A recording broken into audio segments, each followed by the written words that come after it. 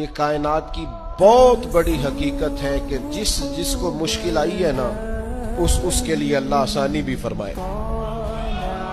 बहुत बड़ी हकीकत। क्यों कि कुरान मजीद ने कहा फा इन्ना मअल उसरि युसरा, इन्ना मअल उसरि युसरा, फरमाया बेशक मुश्किल के साथ आसानी, बेशक मुश्किल के साथ आसानी। हुजूर गौसे आजम रदी अल्लाह ताला अन्हु शेख अब्दुल कादिर अल जिलानी रदी अल्लाह ताला अन्हु फरमाते मुझ पर सख्त मुश्किलात आई, यहाँ तक कि भूख की वजह से, शिद्दत भूख की वजह से मैं जमीन पर लेट गया और जरा मैं परेशान होने लगा था कि खुद ब खुद मेरी जुबान पर ये आयतें जारी हो गई फा इन्ना मअल उसरि युसरा, इन्ना मअल उसरि युसरा।